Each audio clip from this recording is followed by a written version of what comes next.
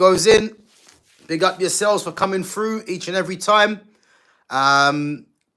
Listen, done a stream earlier today, and obviously spoke about a certain Benjamin Sesko.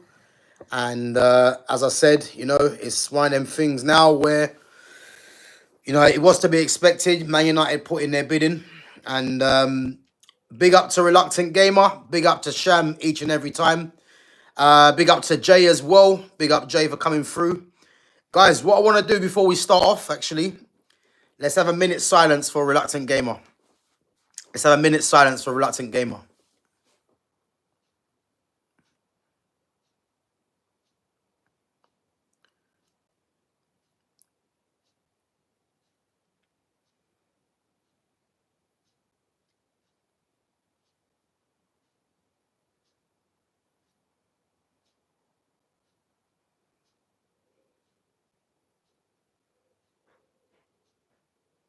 All right, time's up. Yeah, big up, guys. Big up. Listen, Gamer. Sorry, bro. I had to do it, man. I had to do it. I think that was due, man. That was due. I mean, to be honest with you, how are you feeling first and foremost? How are you feeling? Because João Pedro, Liam Delap, Brian Mbuemo, let's not forget Isak, Ekatike, and now it's looking like Benjamin Sesko as well. So, listen, it must be tough, man. It must be tough. But, guys, as we know, United have put their bid in for Benjamin Sesko, 73.9, which is 85 million euros, which, again, is 5 million euros short of what Newcastle have put in. Obviously, 8.9 million in add-ons as well. So, and I'm hearing that the add-ons that United are offering are more achievable as well. So, at this moment in time, it's looking like he's leaning towards Man United. But again, there is still time for Cesco to make his decision. You never know, he could change his mind. But I think everything's pointing towards Man United. And again, I don't want Benjamin Sesko, and I'm gonna stick to what I'm saying. But I think it's one of them things. If he does come, obviously you've got to back the player, But again, he's not someone that desperately I want United to sign, if I'm honest, But it is what it is. Big up Jay. Jay says, rest in peace, another Newcastle transfer target. Yeah, Jay, man, big up. Big up yourself, man. And listen, it's not easy, man. It's not easy. It's not easy. And as I said, I think Newcastle will be feeling gutted, Yeah, it's one of them things, man, as I said, But I think Newcastle will still get Johan Visser. But again, what does this mean for Alexander Isak? Because you'd have to believe now Newcastle are going to drive a hard bargain, in not letting Isak leave and join Liverpool. You'd have to believe that. I think, as we know, Cesco does go to Newcastle. I think it probably opens up the door for Isak. And again, as we said yesterday, if Newcastle could get 150 mil for Isak, but then get Visser and Cesco in through the door, it's not bad business. I mean, them two are not going to replace Isak for his quality and his goals. But I think if you can get two of them players in, you've got two options there, and you're going to get the money to strengthen other areas of the pitch. I'm seeing today, actually, Gamer, that they've been linked with Malik Thiel from AC Milan, Belgian centre-back. So, yeah, Newcastle being linked with him. So, again, it could be a positive, but we have to wait and see what Cesco's going to do. But I think everything's pointing towards him joining Man United. But again, that's just I think there's a source that was saying he's leaning towards United. But again, things could change, So unless he comes out and actually says what he wants to do, a lot of it is just speculation, man. So Gamer says Cesco will do well under a good manager. Yeah, I think it's still a risk, if I'm honest, and who's this good manager? Because I hope you're not talking about Ruben Amorim, because we've clearly seen that Amorim doesn't improve players. So um, he could do one well under a good manager. So I'll be very interested to see who that is, you know. Um, who would be better for Newcastle, Vissa or Cesco? I'm going to say Vissa because Vissa's proven in this league already. And Vissa's primed to go to the next level as well under an Eddie Howe, So I do think Vissa is going to be the better signing. And again, out of the two players, he's if you was to ask most people, they would have to lean towards him anyway because he's obviously in this league already, you know. Sky Sports have a post analysis about Cesco, the next Haaland. Yeah, listen, let's just ignore that nonsense. The Sky Sports have to do that. They have to do these things to try and get viewers. He plays nothing like Erling Haaland. Yeah, let's just allow that, man. He plays nothing like him. But Eddie Howe, good manager, improves players. Yeah, he is. I like Eddie Howe. I think Eddie Howe is probably the best English manager right now, hands down. And I do think I do think if he does lose Isak and doesn't manage to get Cesco, I think he will work it out, because he is a good manager. He is. Jay says if Cesco is the new Haaland, Davinson Sanchez is the next Van Dijk. Well, there you go. There you go.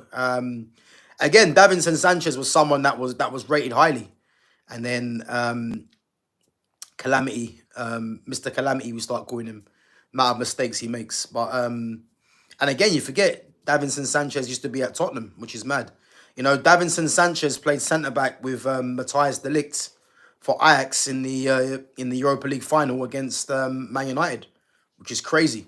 I remember watching that game, Davinson Sanchez and de Ligt. And I think de Ligt was a captain back then as well. A young de Ligt. So, but yeah, guys, let me know what you think. What do you think about Erling Haaland? Do you think Haaland's gonna Erling Haaland, Benjamin Sesko? Do you think Sesko's gonna choose Man United now, or do you think Newcastle still have some sort of hope? Let me know, guys. Let me know. Jay reckons Eddie Howe will be the next England manager. Do you know what? I don't doubt that, to be honest with you. I think he might stay at Newcastle for a few more seasons, though. But who knows? He could be. He could be. Big up to Daniela as well. So Terry says, what the hell? This black guy sounds more British than British people. It's intelligence, mate. That's what it is. It's intelligence, I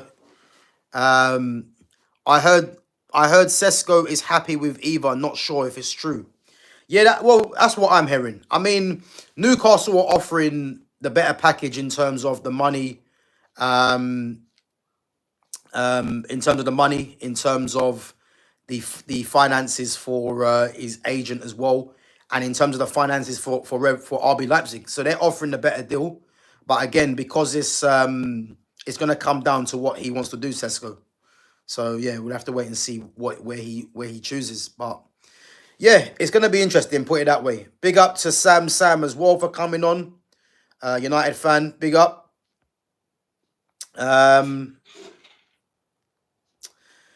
Terry says, I meant your accent and English, LOL. I've never heard such a British sounding black guy. Is that a good thing or is that a bad thing? I don't even know. I'm guessing it's a good thing though.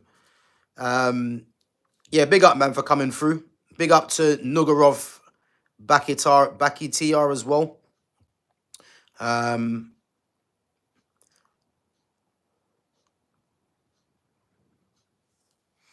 So you're the same Sam that comes on the Sarcasm stream, right?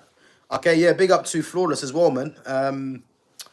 Yeah, guys, let me know what you think. Benjamin Sesko. Let me know, man, because we're just waiting now until he makes his decision. And I think it's going to come later tonight. I'm just watching the transfer show right now. But I reckon it might come later tonight. And again, Newcastle have given Cesco's camp a 48-hour deadline to to come to an agreement. And again, I think it's tonight where we're going to hear something, you know, one way or another.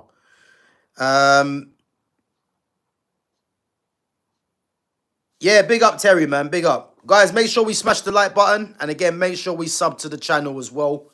I think I'm about 20 short of... No, sorry. I'm about 15 short of 1.3k. So it's not bad going, man. So again, if you haven't subbed to the channel, make sure you do. And again, make sure you smash the like button as well and help the channel grow, guys. Let's at least hit 10 likes as a minimum. We've got 5 at the moment.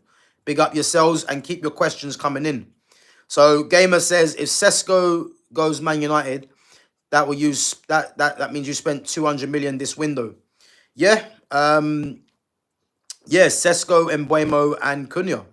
You know, and again, who would have thought United would have spent that amount of money considering what happened last season? But yeah, listen, Man United needed to spend for me. But yeah, as I said, man, it's one of them things where I'm still going to remain cautious because of this manager. So we'll have to wait and see, though. You have to wait and see. But it's a good start, man. But again, Cesco hasn't given the green light. I mean, he's favouring United from what we're hearing, but let's wait and see. Terry says, I have a question about football and it might sound a bit rude, but you sound like a nice guy, so I'm going to ask it. Yeah, listen, man, any football questions are welcome. You know, any questions in general are welcome as long as it's respectful. But big up, Terry, man. So VVF EDZ says Man United is going to be so good this season. Listen, I wouldn't bet on it. You know, I think on paper, you know, getting in Mbuemo, getting in Cunha, it does look promising. But again, this manager's, you know, is going to be the biggest downfall. So yeah, we'll have to wait and see, man. We'll have to wait and see. So Sam says, hopefully sell Garnacho, even if we get a low 30 million, that's basically 90 million we can spend. That's a keeper and midfielder. Yeah, listen, get rid of Garnacho as soon as possible, you know. Yeah, 30 million is crazy in comparison to what was being offered in January. But getting him off the books, you know, which will allow United to spend more money, again, man, is positive, you know. Man United, for me, need to get 2 midfielders. I don't think 1 midfielder is enough. I think 2 midfielders for me. You know, everyone knows who my preference is. But again, that Man United haven't been linked with Carlos Baleba. So yeah, but I think 2 midfielders is a must. I don't think if United get Cesco in and get Cesco, Mbuemo and Cunha, I don't think that's going to be enough. It's not going to be nowhere near good enough for me, you know. So big up to Rajat. Rajat says he will come to Man United. We'll have to wait and see. You know, as I've said already, I don't really want Cesco, but if he does arrive, then again, you'll have to get. I'll have to support what's going on. You know, obviously Ineos have their plan, but yeah, I'm not really that supportive of the signing, to be fair. Terry says, why do guys care so much about a bunch of millionaires kicking the ball around? Is it because your hometown is written on their shirts? They make money and you guys just watch. Weird, no? Big up to Terry. Terry, you know what it is, yeah? Everyone has their preference, you know. My background's football. You know, I've been watching, playing, and coaching football ever since I was young. So for me, it's just what I know. You know, football is all I know. You know, you can ask me anything about football and, you know, it's just something that I can just tell you because it's something that I'm invested in, you know, and I have been from a young age. So I get why people say, you know, why are people so, you know, excited about a bunch of players just kicking the ball around. But it's not as simple as that. I think if you're not really invested in football, then you won't get the kind of mechanics about football in terms of, you know, players and how certain players, you know, like in terms of how they play. So like there's loads of different things that go into it, you know, and everyone has their own preference. But yeah, listen, what I would say about football now is that football's not really a sport as much no more. It's more of a business, you know. It's gone away from the actual real best players. You know, a lot of it is PR. Because even if you look at a lot of the players that are held up in high regard, a lot of them are not even the best players, in comparison to some of the players that I've seen over the years. So the money's gone through the roof. Obviously, as we know, with the TV licenses and the TV deals and that as well.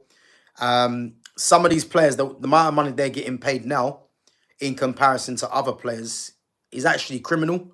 But it's the times we're in now. So again, we can't really complain because it is what it is.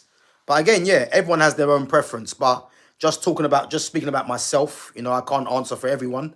But football for me is my life, and like I watch football literally like every day. If I'm not talking on camera about football, I'm either playing, I'm either watching it. I'm always doing something which involves football. So yeah, that's just my passion, man. But big up yourself anyway. Big up to LJ as well. Big up for coming through. Guys, come on, we've only got 6 likes. Smash the like button. Today we had some good views today as well. So let's try and at least hit the like button and help the channel to grow. And again, if you haven't subbed, make sure you do as well. Guys, give me your questions as well. So tonight, I'm not going to go for I might go for at least an hour tonight, probably. But obviously, it can be more about you guys. So give me your questions and let me know, man. So Sam says he backs Amorim. I'm glad you do, Sam. I mean, I don't, and for good reason. But again, if Amorim manages to turn it around, I'll be the first person to say, he's done a good job. But as it stands right now, I don't trust this manager. I have to be honest. LJ says, and why do you think Amorim isn't good enough? Where do I start? I'll start like this, yeah? Ruben Amorim was brought into Manchester United when Man United were 4 points off of the top 4. Yeah, he came in and put in not his players to the side because that's a load of nonsense anyway. He came in and the club ended up finishing 15th and getting beat in the Europa League final. Before the Aston Villa game, I believe United had 9 points in 2025 as well. So again, he's broken a lot of these negative records. And to think that Eric Ten Hag, who was a tyrant at Man United and needed to go as soon as possible, to think that Amorim has come in and done even worse, I never saw that happening. So that's one of the first things, Again, the system he's playing, again, he can believe in his system all he wants, and it's his prerogative as well. But the system's going to be his downfall because Man United are not going to go out. They've got 3 players at the moment this summer, but they're not going to go out and get like 7, 8 players for this manager. They're not going to do that. So one way or another, he's going to have to coach this team to be better. And again, what I've seen from pre-season so far, I've seen no change. I've just seen Mbuemo and Cunha come in and they've got better quality than what was there in the previous position in the likes of Garnacho. So that's what I will say. Not to mention, he was brought in to be a good coach, and the role of any good coach is to come in and make your players better. I can't actually tell you what player he's actually improved, and that's the problem. His profiling of certain players as well is wrong. Kobe Manu is a number 10 in this system, not a 6 or an 8. In a different formation, he can play as a 6 or an 8. But this system, he has to play as a 10. He keeps on playing Rasmus Højlund week in, week out, even though Rasmus Højlund is shit. At least try something different. The fact that he tries to shoehorn Bruno into this team at every possible opportunity is crazy. The same with Diego Dallo as well. The fact that we have to watch Mason Mount, Amad Diallo, who is Man United's most talented player. The fact that we've got to watch him play as a wing back because of this system, again, is ridiculous. But there's loads of things. There's loads of things. And as I said, last season wasn't good enough, and he should count himself lucky that he's still in the job. Now, as I said, if he does perform well and he's got these 5 games, again, I'll be the first one to say, do you know what?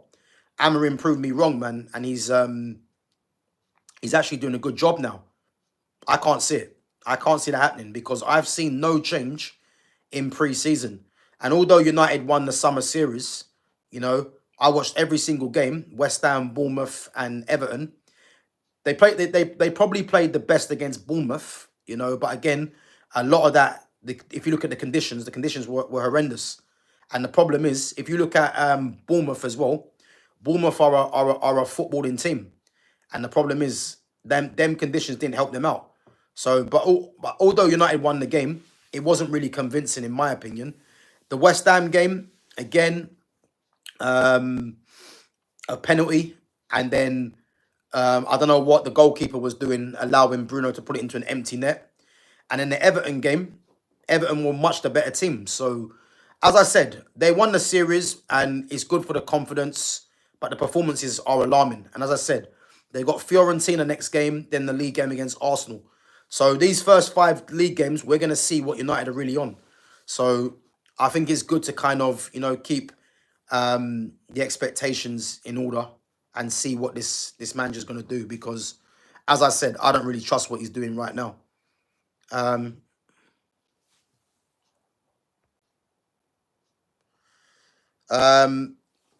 LJ says enough for mid-table, maybe, but not top 4. Who's that? Who's enough for mid-table? Is that Man United talking about LJ? Spurs season. What you think will Eze come? Listen, we spoke about it yesterday, and big up to, is it Ayushman Singh Palmer, Sikh brother? Yeah, big up, man. What I would say, they have to go and get Eze, because Maddison, I'm hearing, is out for the season now, or majority of the season. You know, they've only got one number 10 in Kulusevski, but Son's gone as well now, so they need to get someone that can play in the 10 and play from the left. So Eze, for me, is ideal. And this is why they wanted Gibbs White, because Gibbs White could fill both positions as well. But for me, they have to go and get Eze. Whether Eze wants to only join Arsenal, I don't know. But Eze is,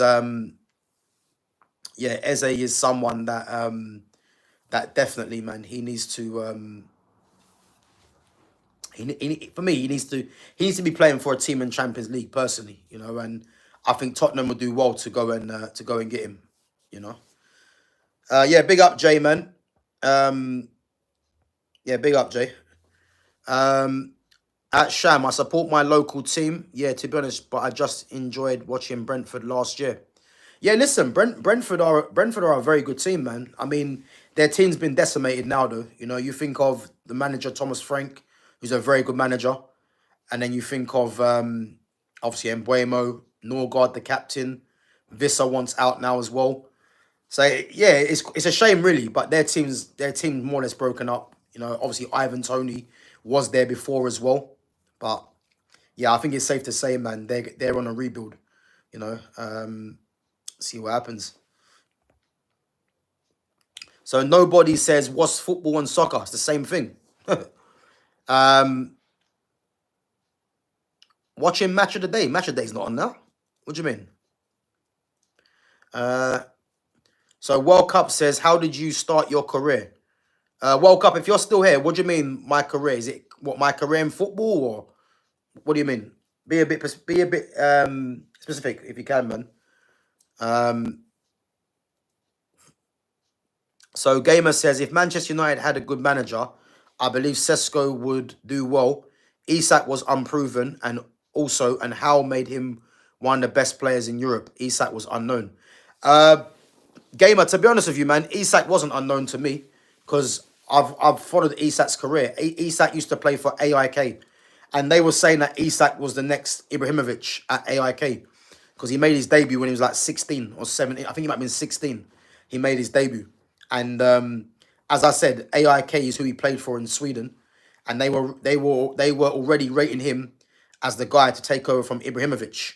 And then I don't know if anyone remembers, but from AIK, Isak actually went to Borussia Dortmund. But at the time, they had Lewandowski, I think, as a striker, and obviously Isak couldn't really get game time there. And then he obviously ends up going to Real Sociedad, where he starts getting regular game time, scoring goals. And then from Sociedad went to Newcastle. So again, Isak wasn't unknown. He was someone that, if you're a proper football fan, you'd be aware of him. But I think since he's come to the Premiership, it's getting people to really take notice of what he's all about, you know. And I think he's a very good player, you know. But yeah, again, he's someone that is looking to move on, and if Newcastle can get top money for him, then that's the main thing, really. Yeah, big up, J man. I agree. Football is passion. Is passion. Is life. Us football fans have so much love for the game, and it brings people around the world. Yeah, I agree. I agree, man. I mean, football's one of them things, whether you like it or you don't. You know. Yeah, it's not. It's not for everyone, but yeah, again, it's something that I was brought up on. So, uh,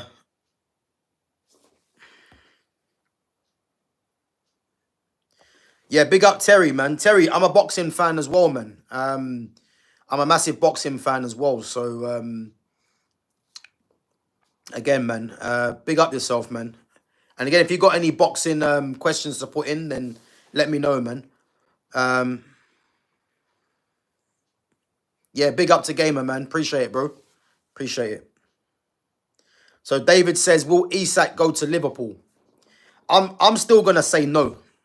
I'm still gonna say no because again, Newcastle don't have to sell him. You know, they don't have to sell him. And if they do sell him, you know, if they do sell him, it's gonna be for ridiculous money, like 150.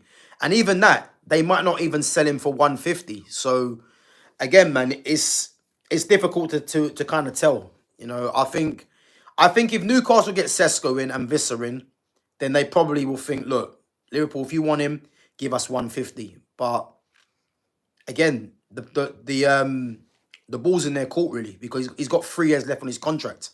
So yeah, it's gonna be one of them things. Um, uh, I think United is in a relegation battle before the season starts. Winston Churchill, the greatest. Yeah, listen. I think relegation battle is pushing it a bit. If I'm honest, you know, I don't think United are that bad. Even though last season was an absolute joke, but as I said, I think for where United need to be aiming for, with the signings they've got, I'm saying United have to be top 10, top 8. That's a minimum requirement for me. But again, I'm not looking too far ahead because I just want to see the style of play. I want to see how United get on in these first 5 games, and that's what I'm going to be gearing up to, you know. And guys, as well, I'm going to be doing a live watch along for the Man United Arsenal game. So yeah, if you guys want to join me for the live watch along, then again, make sure you keep checking the notifications and the schedule. So I'll definitely be doing a live watch along for that first Premier League game of the season at Old Trafford, and I'm expecting nothing less than, you know, well, 3 points or a point. You know, that's the minimum. So big up to Blue Edit says we really need a goalkeeper, but first Cesco, then goalkeeper. I wish we got Vanja. Yeah, he's actually gone to Napoli, I believe, is it? Is he gone Napoli? I think he's gone to Napoli. If anyone remembers Sergei Milinkovic-Savic, that's his brother, Vanya. Obviously, Vanya used to be at Man United before, but I think he's actually gone to Napoli, last I heard. Big up to T-Man Taus. Says, Man United are always good in pre-season, and we saw what happened next. But again, T-Man Taus, Man United haven't even been good in pre-season. I'm not quite sure where people think United played well. And if people think United have actually had a good pre-season, I worry for United because I watched all 3 games in that summer series, and it wasn't convincing. And let's not forget as well, they're playing up against 3 teams that we'd expect to be in the bottom half of the table, you know, and it's pre-season, you know, and it wasn't convincing. So, as I said, yeah, Man United haven't really played well. I mean, they've got good results, but to say they've been playing well, not for me. Not for me. The standards need to be higher, in my opinion, you know. So David says ETH made a lot of bad signings and well overpaid. Yeah, listen, Ten Hag was an absolute disgrace, but let's not get away from it, guys. Ruben Amorim hasn't really been that better. Let's be honest. I have to be honest, man. Yeah.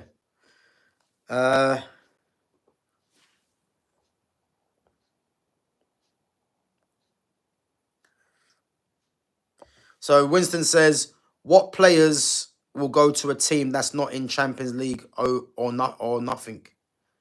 Um, but again, Man United is a bit of a different case because of the prestige of the club, you know, and that just remains to be seen if that is what Cesco's looking at. You know, if Cesco wants to play Champions League football and wants to go to a team that has been a lot better than United over the years, then he goes to Newcastle. But we just don't know what's in his thinking, you know. And you know, Newcastle have shown that they're willing to pay the money to him as well. So we have to wait and see, man. But I'm just looking forward to see when this gets announced, you know. But yeah, it's mad. T Mantel says Minu will never be a number 10.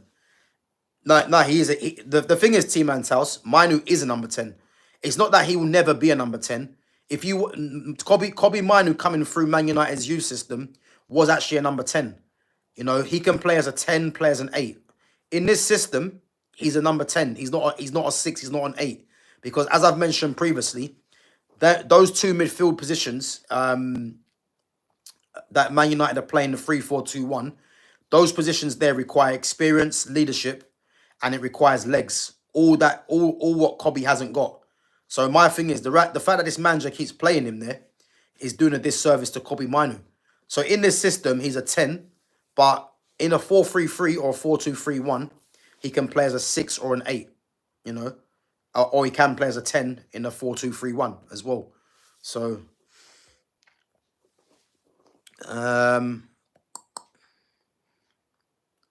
LJ says, by the way, you're Danny Rose's twin. Do you know what? I've actually heard that before, Danny Rose, funny enough. I had someone else as well. Can't remember his name, but yeah. T Mantel says, if he gets fired, who's your next pick? Listen, just get me a manager that just wants to play progressive football and plays the best players. Like, that isn't too much to ask, you know. My personal favourite was Zinedine Zidane, but that was never going to happen because Zidane, obviously, you know, he's not looking to come back to coaching as it stands right now. I think Zidane wants the French job, but Zidane was my favourite before Man United even got Eric Ten Hag. But at this moment in time, you know, I like the Zerbi as well. But the thing is, it's not about what manager or what coach needs to come in. This is why United have, you know, people in place to make those decisions. All I can look at is this manager isn't playing football that I like to watch. You know, I complained about Ten Hag and I complained about Jose Mourinho as well, and even Solskjaer. But at least Solskjaer just let the players play for once, you know. But I'm looking at all those, and Ruben Amorim is doing exactly the same thing. So I just want a manager that plays front foot football, and as I said, just gets the best players on the pitch. Too many managers in Man United that Man United have had, the likes of Ten Hag, Mourinho, and even Amorim now, they just play too many of the wrong players for me, you know, and it always seems to be athletes over footballers, which is absolutely disgraceful, you know. So as I said, it's not much to ask, but I just don't believe in this manager. So we're gonna have to see how he gets on first 5 games. David reckons he'll be out by October. Yeah, listen, it's not a bad shout, man. As I said, I think these 5 games, I think people shouldn't be ignoring these first 5 games because we shouldn't forget about what happened last season, you know. And as I said, I think these first 5 games for me, this is where I'm gonna see what's happening, because so far I've not seen any change, and it's concerning that that Man United played West Ham, Bournemouth, and Everton, and it wasn't convincing. So what happens when they play the likes of Chelsea, Liverpool, City, Arsenal, Tottenham, Aston Villa, Newcastle? You know, what happens when they play them teams? Like, this is the problem. You know, this is the problem. Brighton, you know. So yeah, Um,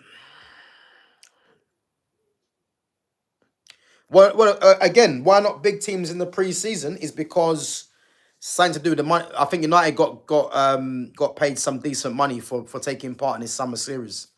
But I would have much preferred to see United play, you know, the bigger clubs, the Real Madrids, the Barcelonas, you know, the PSGs, or obviously PSG played in and Real Madrid played Club World Cup. But the Barcelonas and teams like that, I'd have much preferred to see United play them and test themselves. But um, yeah,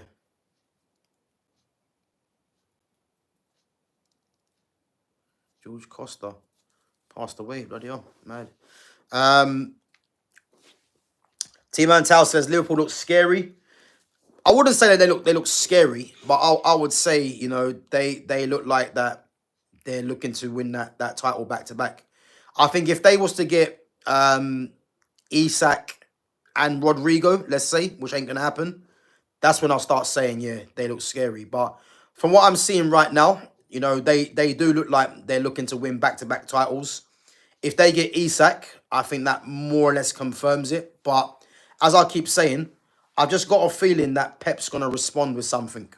I can't see Liverpool getting Isak and Pep not going out and getting someone that's going to make everyone sit up and take notice. So, um, Jay says, when Hoyland was at Atalanta, he was considered world class.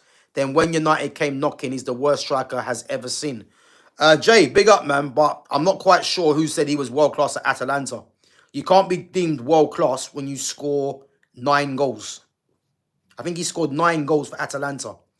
So you can't be deemed world class after doing that. And for what I see of Hoyland playing for Atalanta, you know, it's not too dissimilar to what he's doing now. You know, he had pace for Atalanta, but let's not forget he's playing in the league that isn't known for their physicality and their pace. So he's going to look quick in that league. But from what I see, he's doing very similar to what he was doing for Atalanta. And again, Man United, and again, there's talk about, you know, SEG as well, how they've got part of the money for the transfer from Hoyland to Man United. Whoever sanctioned that Hoyland deal, you know, needs to be, and I'm hoping they're at the club now anyway, but that needs to be looked at, because you don't pay £72 million for a guy that had 9 goals for Atalanta for his previous club. And to top it off, his first season, he got 60 in all comps. People will say that's decent, but how many games did he play? I think he played more or less all the games, you know, and I think he got 10 league goals or something like that. But then the following season, because you're meant to be getting better, he gets 4 league goals, you know. So, not to mention, because again, I wouldn't even mind if Hoyland wasn't getting too many goals, but he was, you know, a facilitator for the wide players in order for them to get goals, or he was making the team better. He made the team worse for one, wasn't getting goals, and couldn't hold the ball up. So yeah, all those negatives for me were too much. And as I said, the quicker he's out, the better. Um,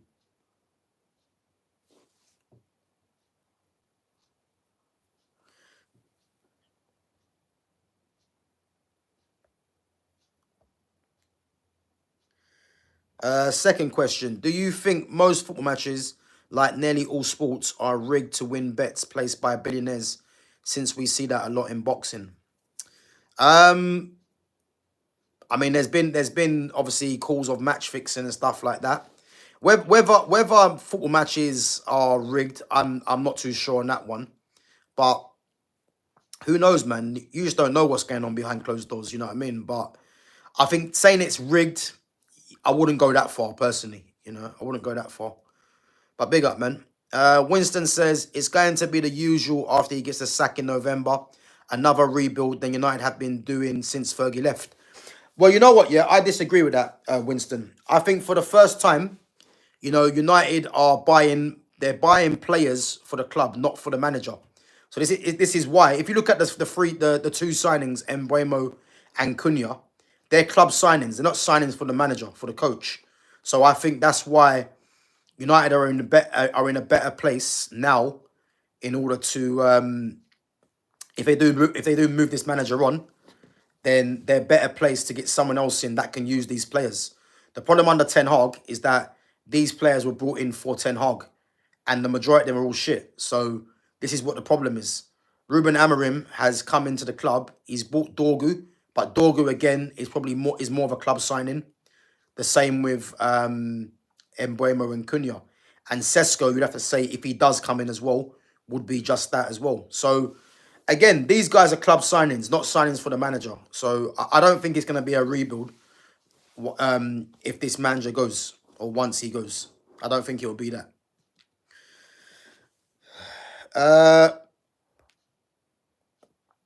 Højlund wouldn't have been called world class. He only scored 9 league goals. Exactly what I said, yeah. Exactly what I said. If he's called world class, then we really are in trouble, because that's not a world class striker there, man. You know, I'd argue he struggled to get into some championship teams. He's that bad. So, yeah.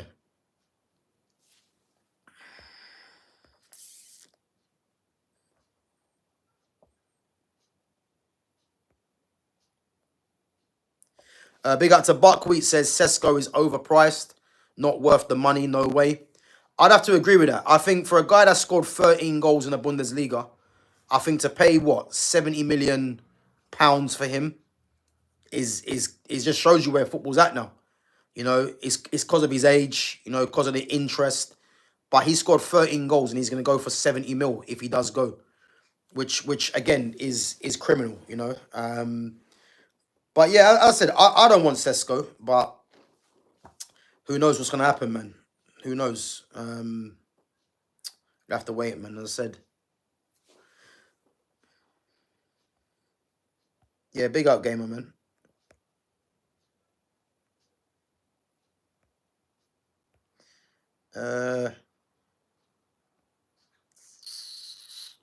So Jay says, when Isak was at Borussia Dortmund, they had Lewandowski and Aubameyang. Also, they had Götze as well. So Isak had no chance to get in their first 11. Exactly.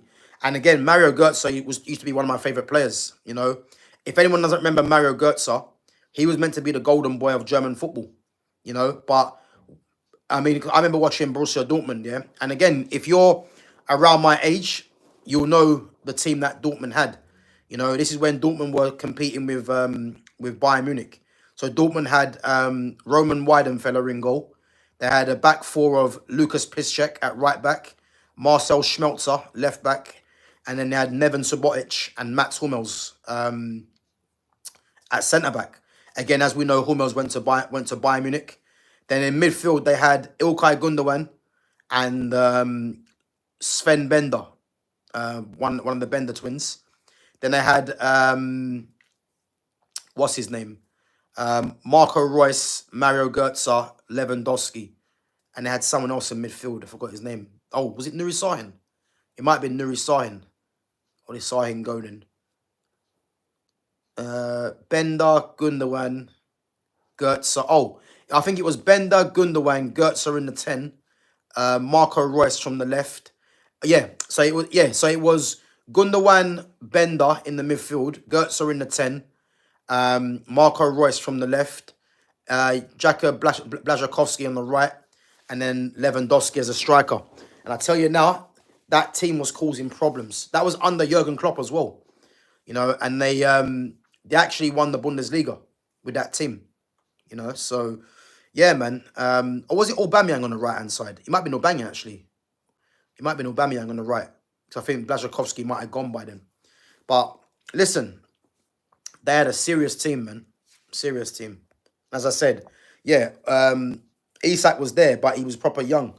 So, yeah, he wasn't ready to come into the first team and not replace Lewandowski anyway, you know. Yeah, big up to Lumi. Big up, Lumi, for coming on. Big up. Guys, come on, let's smash the likes. We've got 13 likes. Let's at least hit 15 likes. And again, make sure you sub to the channel as well. Remember, it's just one press of the button, guys. And then...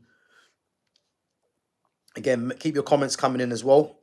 We're only going to go for an hour tonight, because obviously I've done an hour and a half today. So, LJ says, I think Højlund is better than Nunes, considering Nunes had more time in the Prem, but both still underperforming. You know what? I'm not a fan of either player. You know, I think Nunes is dreadful. But I'd have to say Nunes is better than Højlund. Like, he is better than Højlund. You know, I don't think people understand how bad Højlund is. The guy's terrible, man. Yeah, he's bad. He's a bad player, man. And as I said, Nunes ain't great, but Nunes is better than Højlund for me. Sean Twed says he'll go to Newcastle surely. Well, Sean, listen, we're gonna find out by tonight, I think. So, you know, who knows, man? You could be right, but we're definitely gonna find out. Big up to DK Metcalf. Gamer says Crawford's gonna beat Canelo by points. I wasn't impressed with Canelo versus Berlanga. Hamza Shiraz slapped Berlanga up easy. Do you know what? Didn't Hamza Shiraz fight him recent? Wasn't that just Saturday just gone? Shiraz. But yeah, listen, man, I'm gonna go Crawford as well. You know, I think Crawford's going up in weight, but I think we're talking about one of the very best, man. And I'm gonna say we're looking at Crawford, man, as one of the very best of all time. You know, along with Floyd. You know, I think Usyk has to be mentioned in there as well. Obviously, got Ali and that as well. But yeah, listen, man, Crawford for me is going up in weight, but I can't bet against Crawford. You know, I like Canelo. I think Canelo's good, but I don't know, man. I think Crawford's going to get it done. Who knows? Lumi says, who's the GOAT manager? Do you know what? That's a good question. And this might be controversial, you know. I'm going to say, and the funny thing is, I've actually done a poll on this before, a post on this before, years ago. For me, it's between three managers. It's between Carlo Ancelotti, Sir Alex Ferguson, and Pep Guardiola. It's between them three for me as the three GOATs. For me, I'm gonna say Carlo Ancelotti. I'm gonna say Ancelotti. It might be. I was thinking Pep. You know, I mean, they're all three great managers. You know, obviously Ferguson's my Man United manager. You know, I mean, the one of the greats easily. You know, but I think Pep surpassed Ferguson in terms of. But again, people are gonna start moaning at money. But again, we can't take money into it because when Ferguson was at Man United had the pick of all the best players because it was a different time then. I think Pep, you know, he's an obsessive about football, really, you know. But I think the way that his teams have played, you know, and what they've won has to be regarded. But I like Ancelotti, man. I think Ancelotti is just one of the greats, man. He's managed so many different teams and has won titles. So, again, it's not an easy question. Yeah, it's not easy. I might have to say Ancelotti, though, again. But if you guys choose whoever, then there's no right or wrong answer for this one, you know. Sean says, Napoli balling since McTominay showed up. He was disrespected at Man United. Now, Sean, let's not do this, man. Scott McTominay shouldn't have even been at the club in the first place, you know. The thing is, the reason why McTominay's doing well at Napoli is because McTominay has physicality. And as I said, that league doesn't have too much physicality. Not to mention, McTominay's a goal threat as well. So the fact that he's doing well, you know, isn't really a surprise. But to say he was disrespected at Man United, no way. The fact that he was in Man United's first team squad, first team in the 11 at times, was the problem, you know. So yeah, I'm not here to be hearing McTominay was disrespected. No way. The fact that he's gone needed to happen. Yeah, big up, gamer man, 100%. Yeah, no worries, man, no worries. Big up to Daniel Garga says better than last season so far. What's that? You being way too critical. He's doing good with what he has. Daniel, big up for coming through, but I disagree. And what it is as well is that the standards at this club have been lowered so much, yeah, that a lot of fans are just accepting anything now. If you're saying he's better than last season, why is that seen as something to be proud of? Because last season was an absolute joke, and you're saying at least he was better than last season. Well, yeah, we should hope so, because, as I said, last season should never be repeated again.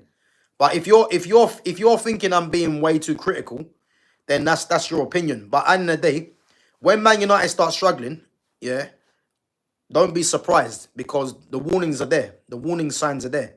I've seen United throughout this whole pre-season, and I'm seeing fans getting carried away because they've won the summer series. The performances have been a concern. I'm telling you. And then when United play up against anyone decent and they get beat, a lot of fans are gonna start saying they didn't see it coming.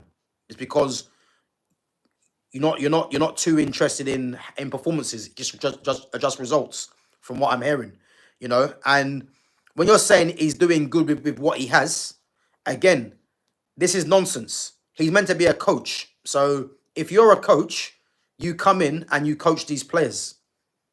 It's that simple.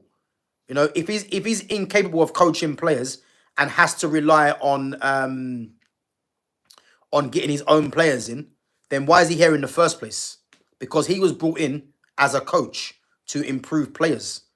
You know what I mean? Because otherwise, if they didn't bring him in thinking he could be a good coach, they would have just kept Ten Hag in charge. You know what I mean? And Ten Hag was an absolute disgrace. But they brought Amorim in because he's meant to be a good coach. And regardless if he hasn't got his own players, and again, there's no manager out there that gets their own players unless they prove with time. So to say that he's doing a good job with what he has, is he really? Because he's not. So again, your opinion, but when Man United start struggling, I don't want to start seeing people start having a meltdown because the warning signs are there. And last season should never be forgotten about as well. You know?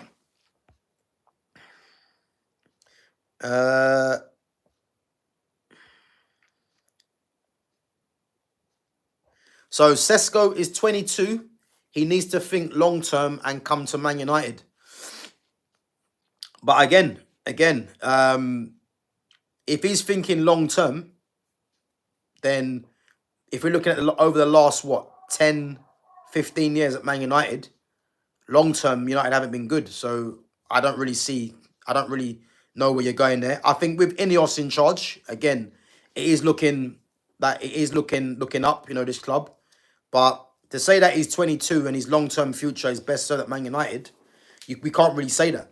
You can't really say that because let's say he comes in and doesn't fire straight away. These fans will be wanting him out as quick as possible. So I don't believe that nonsense. And the day, Man United shouldn't really be going from anywhere if we're being serious. Because as I keep saying, we were told start of the summer from a lot of fans that Man United need to go and get a striker that scores 30 goals. All of a sudden, you're getting a striker in that has 13 goals in the Bundesliga. And we're meant to be happy with that. It's a joke, man. Let's be honest. So, again, if he comes to Man United, then it is what it is. But to be honest with you, it's an underwhelming signing. And I'll stick by that. And again, I'm not saying that he's shit, but there's players there that are Premier League proven that United should have gone and got. And then if Cesco is doing the business elsewhere or at Leipzig still, then fair enough. But if he comes in and doesn't hit good numbers, what was the point of the signing? And again, Man United need a striker that's going to facilitate for the wide players, and he's not going to do that because that isn't his game. So again, it's going to be interesting to see.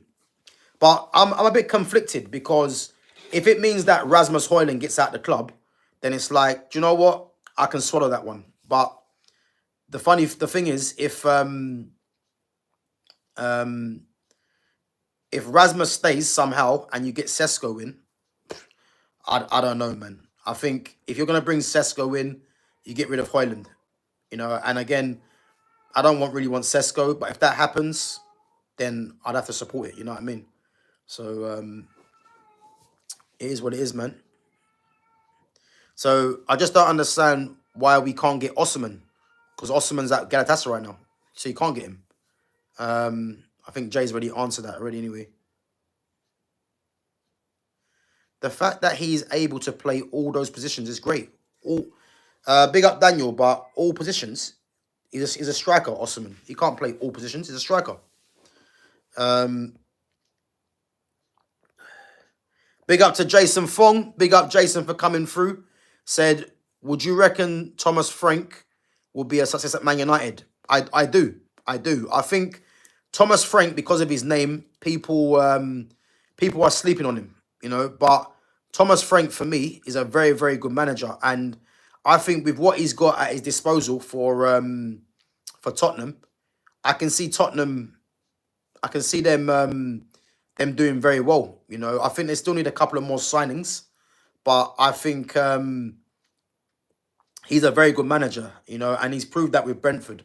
So I think Tottenham should count themselves lucky that they've got a manager like that. And to answer your question, I would definitely have taken Thomas Frank at Man United. I think the one thing about Thomas Frank, he looks like a manager that you would love to play for, you know, because he just got an aura about him that, you know, he just got that feel factor about him that he's a manager that you would run through a brick wall with, a brick wall through, that you would run through a brick wall for him, in a sense, you know. But I think definitely, yeah, he's a very good manager, and I think he's going to show that at Tottenham, definitely, you know. And if they give him a few more players, I think they'll be looking at top 8, top 6 this season, and why not? So yeah, man, I do like him as a coach, man. I think he's good. Lumi says, I have a strange feeling Amorim will turn things around and go down as a great. God, I hope I'm wrong. Listen, who knows? Who knows? As I said, if that happens, I'll be the first one to say, you know what, he's turned it around. But again, I have my reservations from what I've seen. So again, I'm not gonna be ranting and raving about getting Amorim out, because there's no point of that. But these first 5 games is where it's gonna tell. So yeah, that's what it is. That's what it is.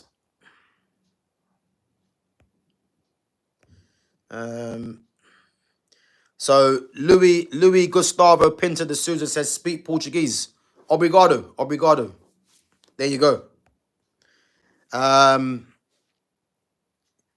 Liverpool making signing, but they doing replacements more than anything, but good replacements, especially with Verts. If they get Isak, they better win big cup. Yeah, listen, if they get Isak to go with Verts, Ekatike, Frimpong and Kirkes, they have to win the league. It's a minimum requirement. And then Champions League. So, yeah, as I said, man, we'll see. Big up to ITN. Yeah, big up for coming through, man. First time watching. Yeah, big up, man. Appreciate you coming through. You know, again, if you're just coming through, make sure you smash that like button. And again, make sure you sub to the channel. So, yeah, I'm live literally most days, you know. Or if I'm not live, you know, obviously I do post some stuff as well, some pre-records or some posts as well, which you guys can interact with. So, yeah, big up for coming through, man. It's much appreciated, as I said. And guys, as well, make sure you check out my other content. I've got some good content on there. And again, they're under some good playlists, you know. So you got everything Manchester United. You've got player spotlight. You got the next gen 50 that I do, which is the best 50 young players in the world. You know, so there's some good content on there. So if you guys get a chance, yeah, give that a watch. And some of the content as well is in chapters. So if there's anything in particular that you guys want to watch or hear me talk about, then some of the streams that I've done are in chapters. So yeah, big up yourselves anyway. I'm gonna run through a few more of your comments, guys, before we wrap up. But as I said, if you haven't subbed to the channel, make sure you do. And if you haven't smashed the like button, again, make sure you smash that like button.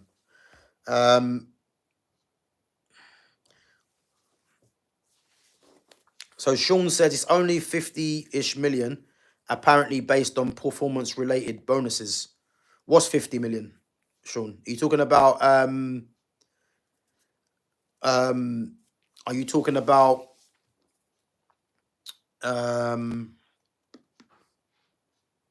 Benjamin Sesko? Because it's not 50 million.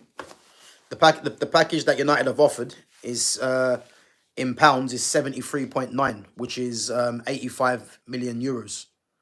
You know, so it's a lot of money for if it is Cesco you're talking about. Lumi says, Gavin Sham, what do you think about this Rio Engamoha? What the funny thing is, Lumi, I've actually seen first-hand experience of Rio playing because I play five-a-side, and our rival team in our league is Rio and his brother's team. They're called part-time pros. So our team's called No Defense. So as I said, yeah, we play against Rio most times. Obviously, Rio's obviously part of Liverpool's pre-season squad, but when he was off, obviously he was turning up every week to play. And to be fair, he's gonna go far, man. His temperament is there. You know, he's definitely bulked up as well. And it's mad how much he's bulked up because you know this wasn't even too long ago that we were playing against him, and you can see how much he has put on some muscle. You know, but what I like about Rio is that obviously five-a-side's a bit different, but his intent to take on his man, you know, he wants to do it at every opportunity. And again, he's Liverpool's youngest ever player, you know, at 16 years of age. And he's someone that has put the work in to get to the level, you know, that he's at now. So yeah, big up Louis, man. But he's gonna be a star, man. I have no doubt because you know, him and his brother, you know, they've got good head on their shoulders. They're very grounded as well. So for me, if he stays like that and he keeps working, listen, he's gonna be a star. And I think what's helped him is the fact that Luis Diaz has gone now. Um, Darwin Nunes looking like he's gonna go as well. So which means that they've got Cody Gakpo and they've got Ekatika who can play out there as well. And then Florian Wirtz can play there as well. But Rio will be fancying his chances, man. So I think hopefully yeah, he keeps producing and he gets given more opportunities, man. But he's definitely gonna go far, man, because yeah, as I said, I've played against him first-hand experience, five-a-side, and he's a massive difference maker, man. So I just hope that he can stay injury clear, and as I said, he just keeps improving. No doubt, man. Liverpool got a very good player in their hands there, man. They have. Uh,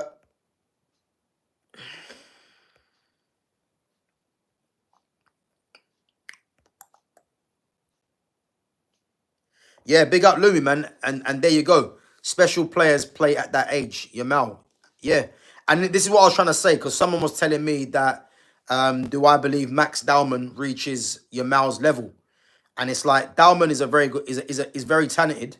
And funny enough, actually, I actually see Max Dowman the other day at my high street, in my high street. Funny enough, actually, I actually see him walking down the high street. But the funny thing is, the thing with Dowman, Dowman's got potential, but he's doing that in youth football.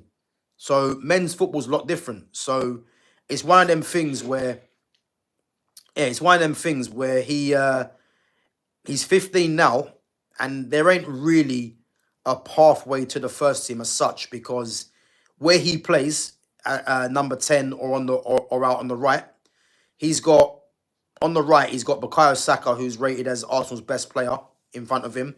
Then you've got Madueke they just signed for 52 mil. Then you've got Wanyeri who's ahead of his development than Max Dowman. Then the number 10, you've got Odegaard there. You've got Wanyeri, who's a 10. And then you've got Havertz who can play there. So there's no way Max Dowman's going to play first team football regularly for Arsenal at the age he's now. I reckon if he does get into Arsenal's first team, he'll probably be a regular in the squad, you know, or a player by the time he's probably, what, 18? I don't think now. This is why Lamine Yamal's special, because Lamine Yamal is a key player for club and country at 16. He was a key player for club and country at 16. Obviously, he's now 17, but he was the go-to guy for club and country at 16 years of age. Like, these kind of things shouldn't be happening. It's unheard of. This is why he's a generational talent, because as a 16-year-old or 17-year-old, you should be coming off the bench, getting appearances, you know, and just feeling your way into the squad. But the fact that he's a key player for club and country, again, you tell me a player that's been a key player for club and country at that age. It's never been done. You know, not even Messi, Neymar was that. You know, Neymar made his debut for Santos at 15. You know, but I'm talking about one of the best clubs in the world, that Lamine Yamal's a starter, and he's a starter for one of the best nations in the world. This is why, you know, like players like this don't come around too often, man. So, ITN says, Gav, I believe Amorim has done well with all the big wages, bomb squad lads, but I still question his tactical abilities. Apart from that, is there decent enough players for us to see some improvement? Yeah, big up ITN, man. I agree. Do I believe he's done a good job? I don't. But in terms of what you said, in terms of the players and his tactical abilities, this is where it falls down for me. You know, his in-game tactics are a joke. You know, he takes too long to make subs. Again, he's not improving players. You got someone like Kobe Minu, who clearly needs development, and Kobe Minu looks like he's regressed. You know, the results as well from last season were not good enough. So yeah, he's got a lot of problems to sort out. But as I said, I'm not gonna go over this too many times. I've done it so many times. But the first 5 games, if he doesn't get positive results, the pressure's gonna be on. So, and again, the next 5 games after that are not easy. So he's got it all to do. So I think we need to just concentrate on those first 5 games of the season, and then we can judge what's really going on.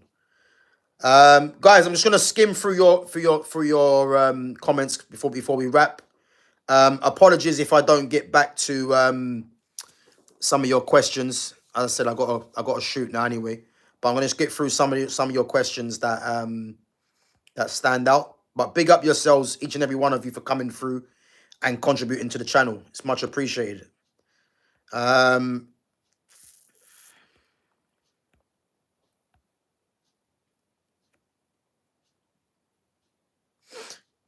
Yeah, big up, Lumi, man. Appreciate it.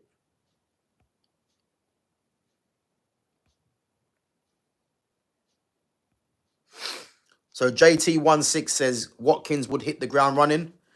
Again, Watkins is someone that I didn't really want either. But in comparison to Cesco, you'd have to say Ollie Watkins will be a much better option than that, really, than Cesco, if I'm honest. But again, I've got my preference in the players that I want. You know, as I said, Tony, Visser, or Mateta, man. Like, big up to Zach Natras as well. Big up.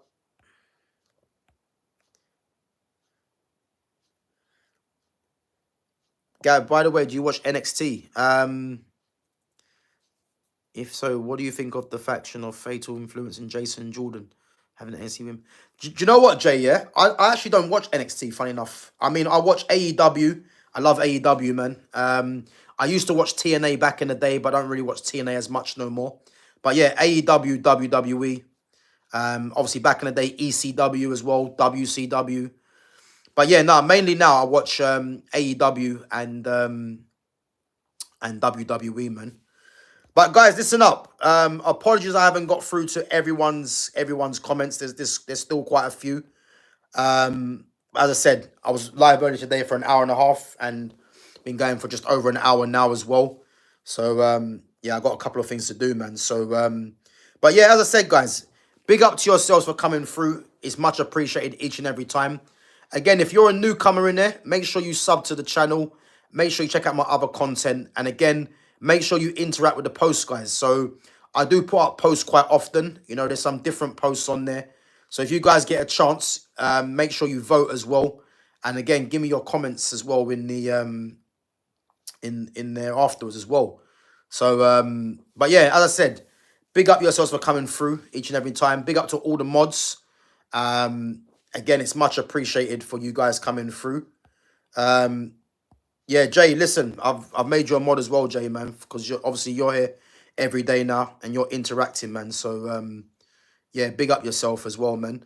But guys, listen up. Yeah, it's always much appreciated, yeah, you guys coming on, interacting with the channel. Obviously been going for just over an hour, you know, and as I said, man, Benjamin Sesko is going to make his decision. Let's hope, well, I say let's hope. Again, it is what it is. If he chooses Newcastle, then fair enough. If he chooses Man United, it is what it is, you know. But as I said, man, I just can't wait for this season to start and trying to get into this season and see what's going to happen. Because I think I think this could be one of the most exciting seasons for a while, if I'm honest, you know. I think last season, I think Liverpool ended up running away with it easily. I think this season might be a bit of a battle. So, but again, Liverpool are they're showing, man, that they're not going anywhere, you know. And can City respond? Can Arsenal do something finally? Chelsea, you know, they're just getting rid of players, getting players in. So yeah, we'll have to wait and see, man. But guys, listen, I probably might be back tomorrow evening, same kind of time, 7:30. I doubt I'll be back tomorrow morning, but yeah, 7:30 tomorrow I should be back. But again, as always, make sure your notifications are on and you check my schedule. But as I said, fake name says who I think is going to win the Community Shield. I think everything's pointing towards Liverpool, but I wouldn't rule out Palace, but I'll probably say Liverpool. But yeah, as I said, guys, big up yourselves each and every time for supporting the channel. You know, as I said, check out the content as always. Sub to the channel if you're new. And I should catch you guys tomorrow at 7:30. Take it easy. Have a good evening, guys.